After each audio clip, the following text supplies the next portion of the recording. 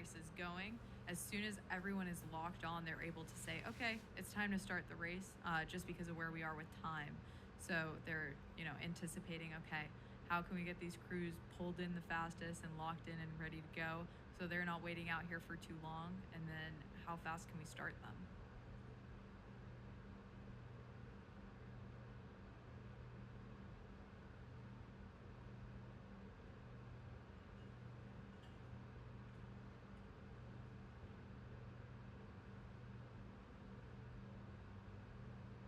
It's definitely hard being a stake boat holder. As you can see, these crews are adjusting their point. We see a lot of them kind of taking light little strokes with their left hand on their starboard side.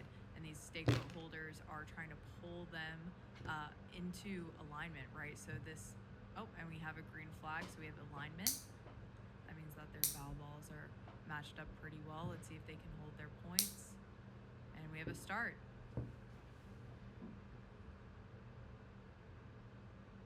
All right, from top to bottom, Mark, William, Jeff, Scott, Ross, and Douglas. Looks like lane 3, William Van Dresser jumping out to an early lead. How important is that quick start? Or not so much? It all depends on what your plan is. I think for sprint racing, just try to see how fast you can get that boat up to speed. So what a lot of these athletes are trying to do in those first 5 strokes is not to go as hard as they possibly can. It's to see how fast they can get their boat up to their speed and then work on maintaining that through the rest of the race. So what they don't want to do is they don't want to go super hard and fast on that first stroke because their boat is too unstable. It's almost like riding a bike, right? In these singles, they're super skinny, super unstable. So you want to slowly get up to speed, and then same thing with riding a bike. You can go no hands once you're at speed. So they're working on getting up to speed in those first 5 strokes and then maintaining that right here through the first 250. A lot of rowers, you'll talk to them and they'll think of races in segments, right? So I know that William right here is saying, okay, I'm done with my first 250. I did my start.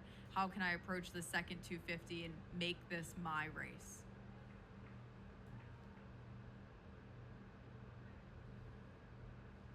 What Mark is doing really well right now is he's clearing his blades off the water, so he's reducing any drag that he might have.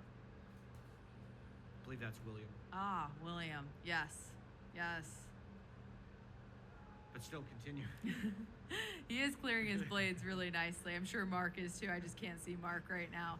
So William actually has a little mirror on his hat, so he has no reason to look behind him. He can stay locked in watching Mark, watching Jeff behind him as he pushes away from those 2 crews, and he can look in his little mirror and say, okay, I'm on the buoy line, I'm going in a straight line, I'm good, and I'm going to keep having this nice clean blade work as we approach the last 500 of this race.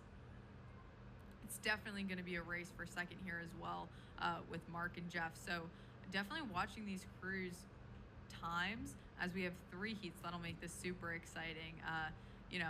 Different people respond differently to competition. I think everyone deserves, great competition, great competitors to work with. But depending on who's on your heat, you might get pushed more, right? You might have right here, Williams absolutely killing it.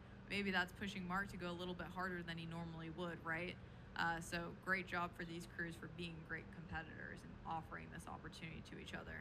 Yeah, it's a great analysis. It's like the iron sharpening iron slogan that you hear very often. People around you, to your left and your right, that can push you in competition, and just in life in general, but especially out in the water right now. If you are sized up against other competitors, it may push you a little bit more. So great analysis.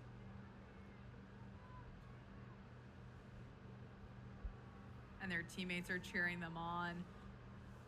I see a lot of Rocky Mountain Rowing Club members trying to cheer on Jeff, seeing what he can do in this last 250 here.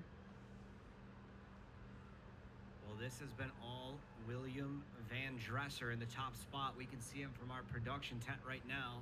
William heading to the finish line first unofficially. We're at 3:42 at the moment. He's powering through in heat number 1 of the Men's Masters Open F Single Sculls. The unaffiliated rower, Mr. Van Dresser, will suit up past the finish line, 3:53.54. 4 unofficial time.